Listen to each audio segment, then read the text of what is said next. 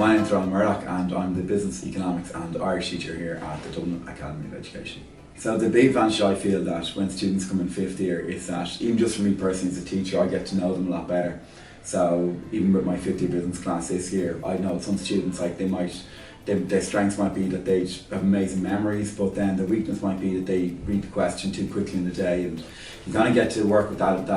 them a lot in fifth year, and you get to talk to them and say like, right, for the next exam you have to read the questions better. Or a big advantage as well I love that when I have a student in fifth year is that in business there's 7 units we need to cover, and in fifth year we do units 1 to 4, and then when the students come then the following year in sixth year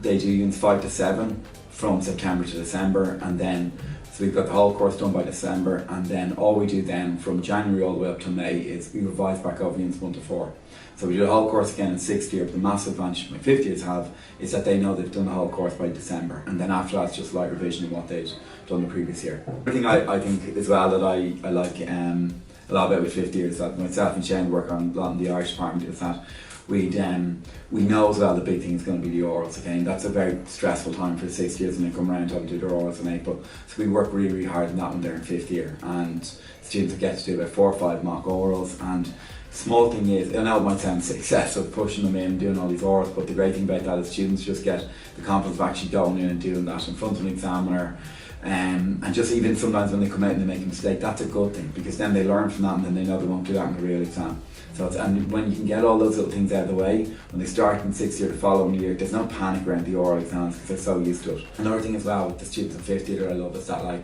the classrooms are very small, so I think the average size of the class is like 25 students or something like that. So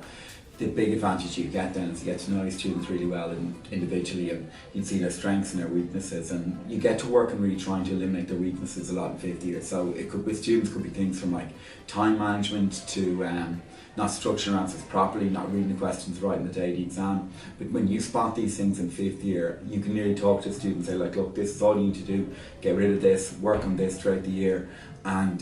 that's all things that just takes a lot of pressure off them when they get into sixth year. So they know then they finish the course and they know that they've gotten rid of all these little weaknesses. Yeah, another thing I like about it when you've got your 50 students is that